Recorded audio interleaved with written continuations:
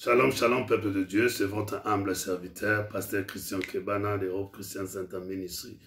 Vous qui me suivez pour la toute première fois, et si vous n'êtes pas abonné dans ma chaîne, je vous prierai de bien vouloir vous abonner dans cette chaîne de YouTube, Hope Christian Center Ministry.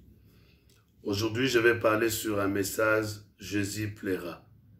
C'est dans le livre de Jean chapitre 11, verset 35. Je lis, Jésus plaira.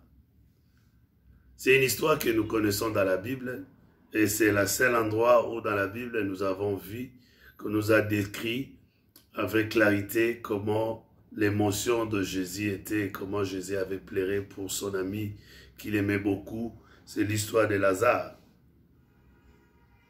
Et on nous a dit, Jésus, on l'a informé que Lazare était malade, mais Jésus a préféré aller à Béthanie avec ses amis. Mais après cela, il reviendra dans son sens. Il dit non, il faut qu'on rentre parce que mon ami Lazare, il dort. Alors je suis venu dire à quelqu'un, pour ta situation, pour ce que tu es en train de traverser, Dieu connaît. Oh, tu ne m'as pas entendu. Je dis à quelqu'un que Dieu connaît ta situation, ce que tu es en train d'expérimenter, ce que tu as rencontré dans ta vie. Et toi qui n'es pas encore en lui, toi qui ne l'as pas encore accepté comme Seigneur et Sauveur, tu fais pleurer Jésus. Oh, tu ne m'as pas entendu. Tu fais pleurer Dieu, car il ne veut pas que tu sois loin de lui. Loin de Dieu, il n'y a pas la vie. Loin de Dieu, il y a l'amertume, il y a les angoisses, il y a la mort. Car la Bible dit dans Jean chapitre 10, verset 10, le diable ne vient que pour voler, détruire et égorger. Mais Dieu vient afin de donner la vie, et la vie en abondante. Alors je suis venu dire à quelqu'un, toi qui ne sais pas où aller, toi qui te poses encore des questions, mais une chose est vraie, Dieu te tend la main. Il dit dans Révélation chapitre 3, 20 ou Apocalypse 3, 20, il dit, je frappe à la porte, si tu entends ma voix, n'endurcis pas, ouvre. Il veut venir souper avec toi. Il veut venir rester avec toi. Il pleure parce que tu es encore dans les péchés. Il pleure parce que tu ne veux pas te réunir avec lui. Il pleure parce qu'il est en train de te demander qu'il veut marcher main dans la main avec toi. Ma soeur, mon frère, toi qui n'as pas encore accepté Jésus comme Seigneur et Sauveur, rachetez le temps quand les jours sont mauvais. Dieu, il veut t'avoir près de lui.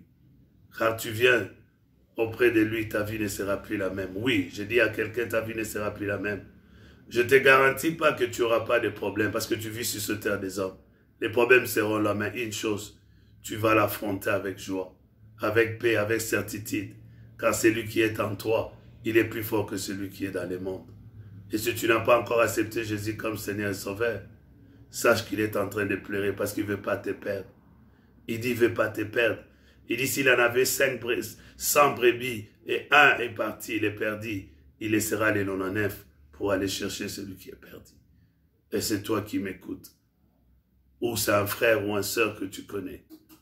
Mais sache une chose, Dieu te connaît. Alors, reviens dans ta maison, reviens là où tu appartiens.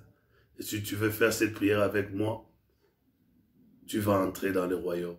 Fais cette prière après moi, dis Seigneur Jésus, je t'accepte aujourd'hui comme mon Seigneur et Sauveur. Je vais te servir. Je vais marcher avec toi. Si tu as fait cette petite prière, tu es né de nouveau. Tu es maintenant un enfant de Dieu. Et tu verras, ta vie ne sera plus la même. Et si jusqu'à présent, tu hésites encore à t'abonner dans cette chaîne, je te prierai de bien vouloir t'abonner. Que Dieu vous bénisse. C'était votre humble serviteur, le pasteur Christian Kebana. Que Dieu vous bénisse. Amen.